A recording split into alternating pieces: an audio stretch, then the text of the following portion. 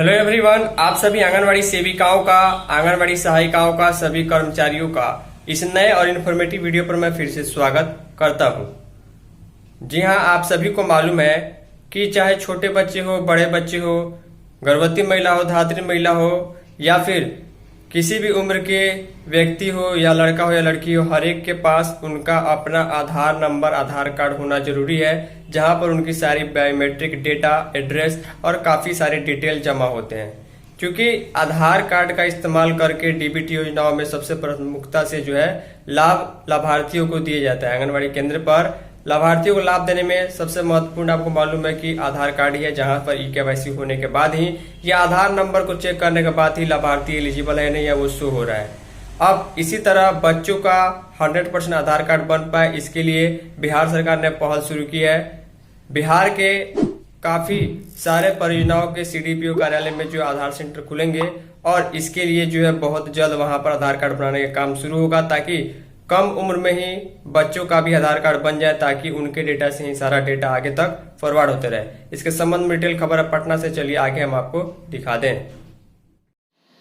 तो आप सभी आंगनबाड़ी सेविका, सहायिका और आंगनबाड़ी से जुड़े लाभार्थी इस वीडियो को ध्यान से देखिएगा। बिहार की राजधानी पटना से पूरे बिहार के आंगनबाड़ी केंद्रों के संबंध में एक लेटेस्ट खबर प्रकाशित की गई है। लिखा गया, राज्य के 192 सीडीपीओ कार्यालय में परियोजना ऑफिस में आधार सेवा केंद्र खुलेंगे। 192 जो है जगहों पर आधार सेवा केंद्र खोलने की बात की जा रही है और परियोजना जो है इससे कई गुना ज़्यादा है। देखिए, सरकार का जो प्रयास है कि बच्चों का जो है कम उम्र में ही आधार कार्ड बनाया जाए, ताकि उसके ही रिकॉर्ड से जो है सारा डिटेल आगे तक चले, चाहे वो आंगनबाड़ी केंद्र में रजिस्टर हो या सरकारी विद्यालय में उसका एडमिशन हो या डीबीटी से पैसा भेजना हो। लिखा गया, आंगनबाड़ी केंद्र में पंजीकृत 92 लाख से अधिक बच्चों का आधार कार्ड अब बाल विकास परियोजना पदाधिकारी यानी सीडीपीओ कार्यालयों में बनेंगे। इसके लिए राज्य सरकार कुल 192 कार्यालयों में जो है आधार सेवा केंद्र खोले जाएंगे। बिहार सरकार का यह फैसला है। आईसीडीएस निदेशालय ने इसकी तैयारी शुरू कर दी है। जिस सीडीपीओ के अंतर्गत जो आंगनबाड़ी केंद्र रहेगा, वहाँ के पंजीकृत बच्चों का आधार कार्ड वहीं के सीडीपीओ कार्यालय से ही बनेंगे। बच्चों की सूची के अनुसार ही सीडीपीओ कार्यालय में आधार बनाने वाले कर्मी को रखा जाएगा। यानी कि एक आधार सेंटर में कितने कर्मचारी रहेंगे, इसके लिए भी सरकार ने जो है वो हिसाब किताब बैठाया है।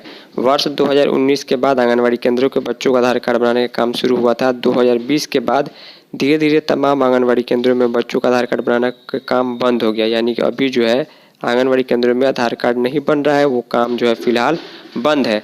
लिखा गया है कि एक बार फिर आईसीडीएस के प्रयास से आंगनबाड़ी केंद्र के बच्चों का आधार कार्ड बनाने का काम शुरू किया जाएगा। यूआईडीएआई के साथ बैठक के बाद निर्णय लिया गया, आंगनबाड़ी केंद्र के बच्चों को आधार कार्ड बनाने के लिए यूआईडीएआई जो आधार एजेंसी है और आईसीडीएस जो हमारा विभाग है उसके बीच हाल ही में बैठक हुई। इसके बाद सीडीपीओ कार्यालय स्तर पर आधार केंद्र खोलकर आधार बनाने की प्रक्रिया शुरू करने का निर्णय लिया गया है। इससे हर आंगनबाड़ी केंद्र में पंजीकृत बच्चे के अभिभावक अपने प्रखंड के सीडीपीओ कार्यालय में जाकर आधार बनवा सकेंगे और इसके लिए एजेंसी चयन की प्रक्रिया भी जल्द ही शुरू होगी।